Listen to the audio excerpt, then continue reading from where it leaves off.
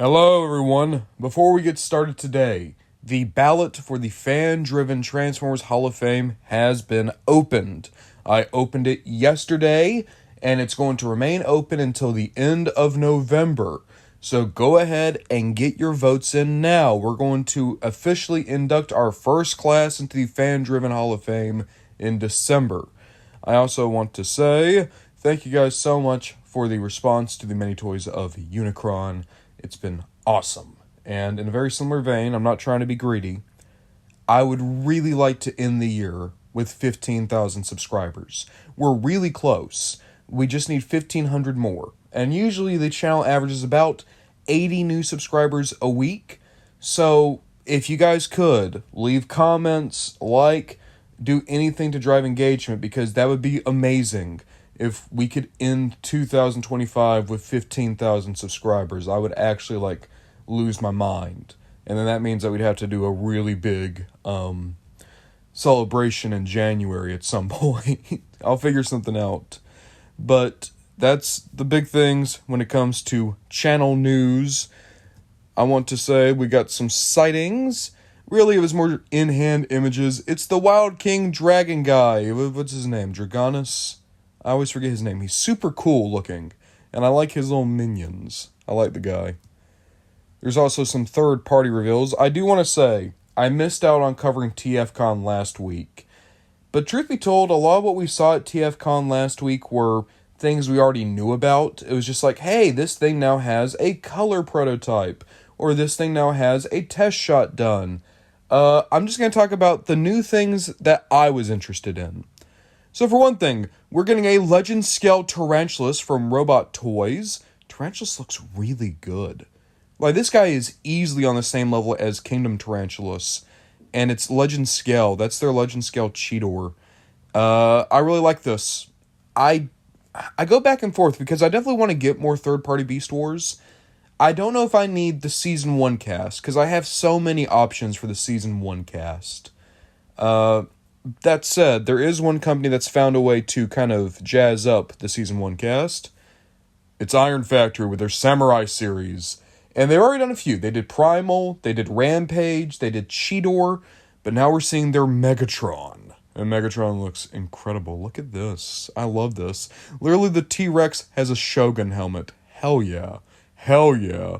I wonder if the tail is removable, because it kind of looks like the tail might be removable from his arm, but I've not seen anything to tell me. I also love the deco. I love that they added a little bit of that teal throughout the body. Really nice looking Megatron. I think Tigatron's the best looking out of the set we've seen, though. Look at him. This is great. Look at the face. Look at the samurai mask that they did for his face. I love Tigatron. I'm always going to have a soft spot for Tigatron. This is a sick-looking Tigatron. Now, here's what I want to say about Iron Factory, right? As much as I enjoy Iron Factory has a hard time doing any of the women in Transformers. Because a lot of times they go for, cutesy. And, it doesn't really work. There's characters like Alita 1 and Slipstream where it's you guys just need to go back and redo those characters. Because they don't look good, with especially the newer crop of Iron Factory. And I was really worried that they were going to do the same with Black Arachnia. That they were going to make Black Arachnia cute, or they were going to do the thing that every third-party company does and be like, I'm horny for Black Arachnia. Instead, they made her look like a demon. And I'm so into this. Because that's the thing, like I said, when people do a new version of Black Arachnia, they typically lean towards making Black Arachnia hot. I kind of love, let's make Black Arachnia look like a horrible monster. Because, especially in Season 1, she was a horrible monster. She was, the most evil Predacon. She was a schemer on the same level as Megatron. And I really enjoy this look. And if you do want cutesy, there's a little bit of, character to her. You could go maybe, cute monster girl, but no. She's just, a horrifying Oni, and that's great. I love it. This is one of the first times I've ever actually been interested in a third-party Black Arachnia. Ain't that wild? So good on you, Iron Factory. I really dig this. We talked about this at the last TFCon, but come on. This super deformed Megatron is just amazing. Look at his T-Rex mode sitting down. He's just you guys go on. I'm gonna sit here for a bit. And then the toothbrush. I can't wait to get this guy. He's going to be so amazing. I've been trying to figure out, like, is there anyone else from the Beast cast I'd like them to do? And I guess the real thing is, like, if they make more, I'll figure it out then. But I think Megatron's the only one where I have such an affinity for him being a doofus. Where it's like, I want that. Like, you can't really do this with Tarantulas, right? Because Tarantulas, that design just doesn't really translate. Maybe Primal? Maybe? I don't know. In any case, Megatron looks great. And then there's also Galaxy Toy. They're going to be doing their own Legend Scale Beachcomber, because Legend Scale is what's in right now. And just knocking out 4 different versions of Beachcomber all at once, that's kind of cool. Now we get to the official reveals for the week. We've had a few. Blokees is doing a translucent purple version of the Action Edition Megatron. He looks pretty sick. Very much a behold, Galvatron type of Megatron. Yellow Park is doing a version of Drift. Now, we actually have seen proper pictures, but I just liked this teaser image so much. Good looking Drift. Okay. So, this got revealed this week. And I want you to look at that little blurb there. Celebrating the work of our engineers and designers. The process of designing and creating Transformers figures is unique, collaborative, and truly more than meets the eye. And what they're doing is they're going to do a 3-pack. It's called Transformers Spotlight. You can see it there. And they're going to supposedly show you the process of designing a toy. From grayscale to test shot to final product. So that's what you're seeing from left to right. That gray Optimus is supposed to be the CAD file when you're still designing the figure. And then that first color one's supposed to be the test shot when you first just send plastic out. And then that final version that's fully painted, that's supposed to be the final version of a figure once everything is figured out. And, I mean, there's things that I can already point out, right? A toy goes through many prototypes, many revisions, things that get changed. A test shot is never done in the colors of the proper character. So an Optimus with the color layout already done in the test shot, that just isn't real. Same thing with the CAD file. But like, okay, I'm splitting hairs. You want to know what actually sucks? Celebrating the work of our engineers and designers. I've gone over the pictures of that box. You want to know who isn't named on that box? A single toy engineer or toy designer. Celebrating the work of engineers and designers. Okay, put a credit list on the back of the toys. How cool would that have been? You know, I got Age of the Prime's Venom recently. How cool would it be to flip it on the back and it just says engineered by, designed by, colors by, artwork done by. You know, third party does that. NECA does that. There's some McFarlane figures that do that. But no. But celebrating the work of our engineers and designers, though, with this 3-pack. In the same year that we shit-canned John Warden. But we're celebrating the work of our engineers and designers. In the same year that you're laying off a lot of people because you're doing a move to Boston. But we're celebrating the work of our engineers and our designers. With these 3 Optimus Primes. These 3 crappy Optimus Primes. You know, I actually liked the Devastation Optimus. I'm one of 10 people who liked the Devastation Optimus. This is a shit 3-pack. It was already a shit 3-pack. Even if you didn't want to do any of this gland-handing, piss on my head and tell me it's raining horse shit, it was already a bad 3-pack. Because it's the same toy 3 times and the toy's not that good. But then you're going to throw that in, the celebrating the work of our engineers and designers. Celebrating the work of our engineers and designers.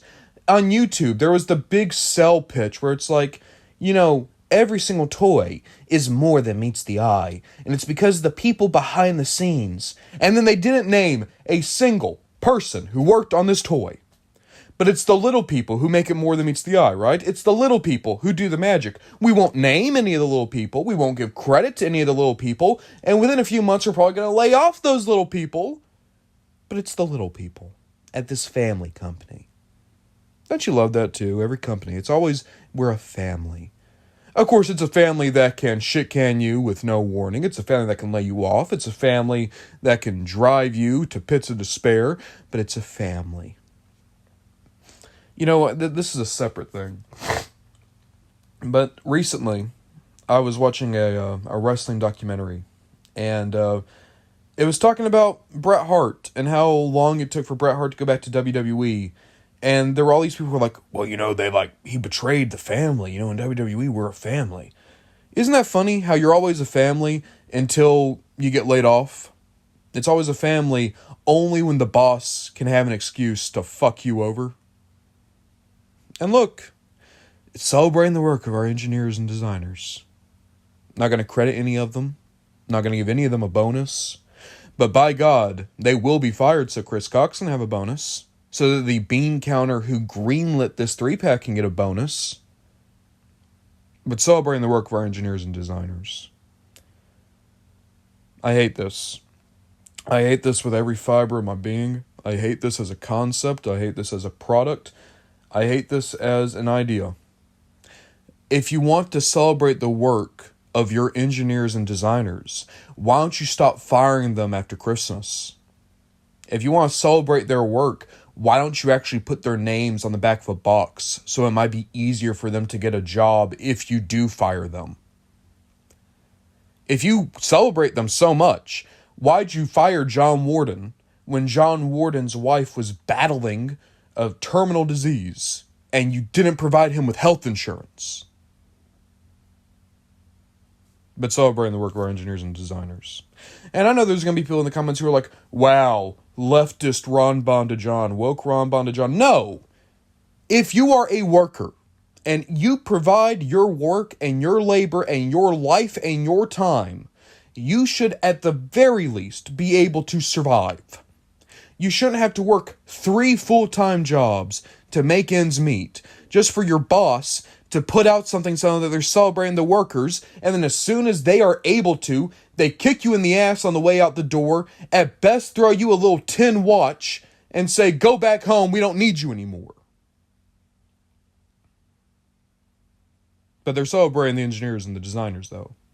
In fact, Hasbro is so happy to celebrate the engineers and designers, they'll do AI statues. Look at this horse shit. Have you ever seen a more disgusting thing? It's tacky, it's horrible, it's lazy, and all done by AI, baby. And they did a Soundwave and a Bumblebee too, and they all look like dog shit. In fact, that's too kind. If you were to follow your little doggy around and that doggy were to take a dump right there in front of you and you were to step in that dump and get that shit all over your shoes or even your bare foot, that would still be a better sight than this. I would spit on them if it didn't mean spitting on my laptop. I would gladly take a sledgehammer to any of these prototypes and then to the people who made the prototypes. But we're celebrating the engineers and the designers. Celebrating the human workers, even though this is so clearly supposed to be an onboard ramp to get rid of more of them so that you can bring in more AI horse shit. And the toys get worse and more generic. And no one says a single thing. Because they're doing Venom! Oh, they're doing some obscure G1 character. Wow, they're doing Sure Shot. They're doing Masterpiece Piranacon.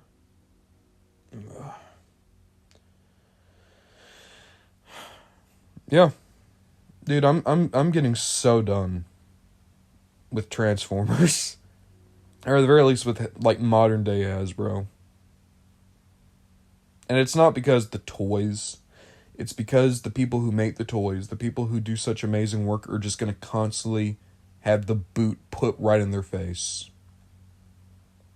While Cox can do a move to Boston, while the CEOs can collect paycheck after paycheck after paycheck, get as many write-offs as they want, and then eventually merge with a bigger company for the even bigger payday, the little people are not going to get a single dime.